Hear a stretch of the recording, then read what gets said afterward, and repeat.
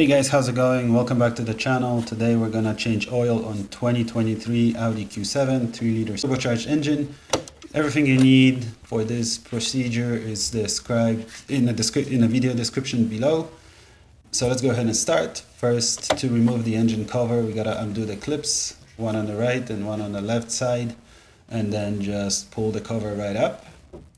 That is essentially the airbox, so you can see the air filter right here. Now just remove those air inlets, the rubbers.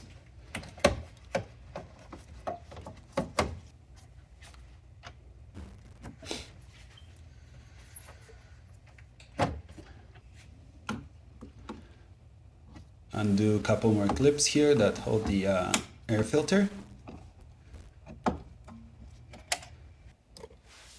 And then two more screws with the T25 star bit that need to be removed.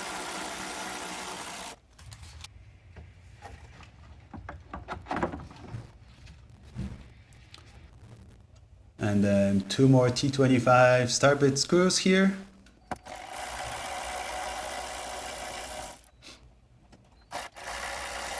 For the intake, there is also air intake pipe going down from here, and there is an O-ring on it. You'll need a flathead screwdriver to loosen it up. Then let's remove the oil funnel. So here there is a O-ring that I skipped. You can see it right now. You need a flathead screwdriver to loosen it up. And then the cover, the airbox comes off. A couple more clips that are holding some hoses here and cables on the side. I just cut the zip tie to remove it. I couldn't undo this clip, this hook here. So just cut the zip tie and the airbox is off. Now we got access to our oil filter housing. You can see it right there. And then there is a dipstick tube on the bottom of the screen. I'll point it out in a second. That's what we're gonna use to extract the oil from the engine.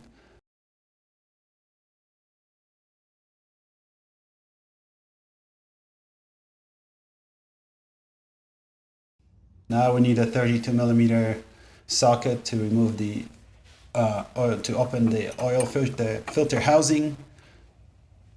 So unscrew the top, and the filter is right in there.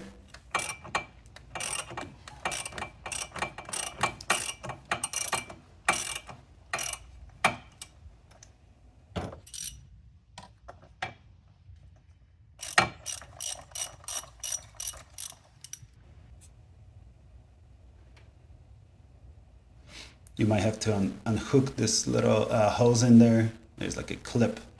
Otherwise, you won't be able to pull out that the oil filter. Here's the oil extractor that I've used. Unfortunately, I lost that video. You see it's an oil extractor with the tube. You stick that tube through the dipstick tube in your Audi, push it all the way to the bottom, don't force it, and then extract the oil as much as you can. And then here's the filter. So you see there is an O-ring on that housing. So replace the O-ring. Put a little oil lubricant on it. So when you put it back in, it goes in smoothly. Pull out the old filter and put the new filter back in. It snaps in, housing cover. And now we have to put it back in the engine. Screw it in. 25 pounds of torque. That's the spec for it.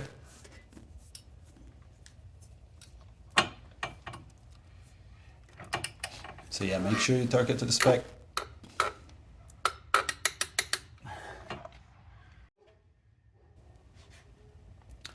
And the dipstick tube plug. After you extracted the oil from the engine, put it back in there. And now we have to reassemble everything and pour some new fresh oil into the engine. So the airbox comes first. There's a couple hooks, brackets in the back, the rubber. I think you can just press it down from the top, or you can just kind of slide it over those the way I did it. What's up, buddy?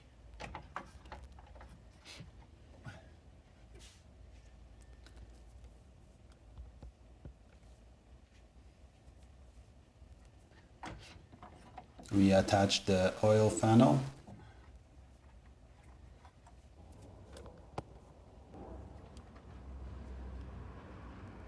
Some zip ties to reattach those wires. So you see one clip on the front, this one slides on. I was able to remove it, so I'll just put it right back on. And then the other one we're just gonna zip tie since I had to cut it.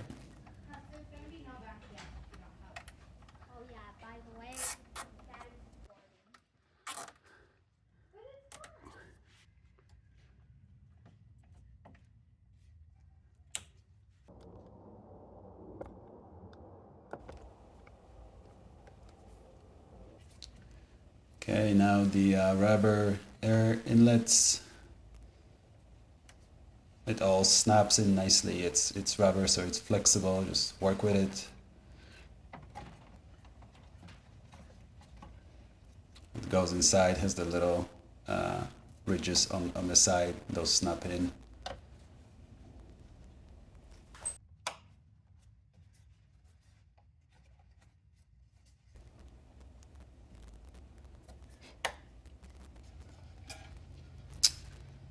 And then the air intake. So yep, 2 screws here on top, and then there's that O-ring that I mentioned towards the bottom. So make sure this plastic piece goes in the intake tube, and then tighten that O-ring, and then those 2 T25 screws on top.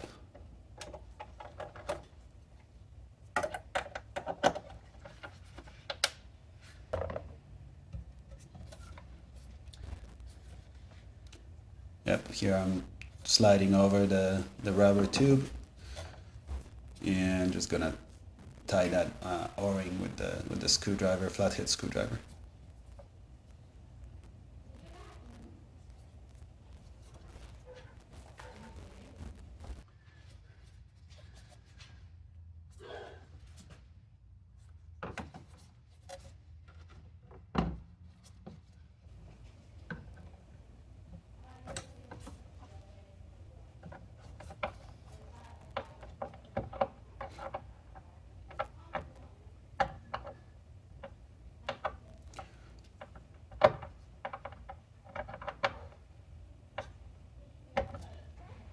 Now we put the air filter back in.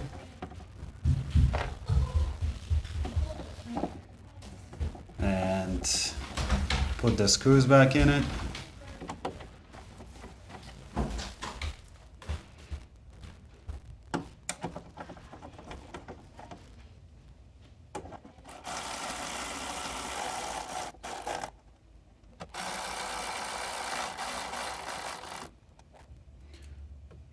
Clips that are holding the air filter. And finally, let's pour some oil. Should be, for this 3-liter turbocharged engine, it should be 8 quarts. My rule is kind of put approximately what you removed, and then you can, always add more. You don't want to overfill it. So. Are you finally gonna post on YouTube? I will. Yay! And then let's put the cover for the airbox back on, or the engine cover. Press it down. Make sure you do the little clips on the left and right side. I forgot those here, but now we go to the computer, vehicle, and reset it. So you go to oil, you go to service intervals and hit reset button. I already reset it here, that's the button. I also have a VCDs, so I'm also gonna reset the service interval, maintenance on the car. So you see it reads all of that stuff, and then you can select reset ESI.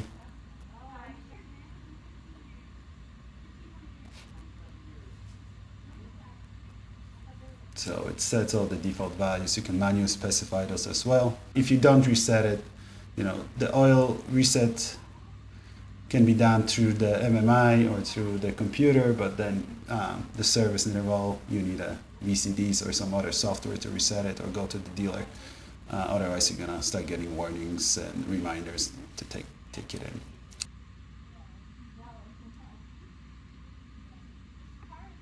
So now I perform that reset. You see 20,100 miles. Thanks for watching, guys, and I'll see you in the next one.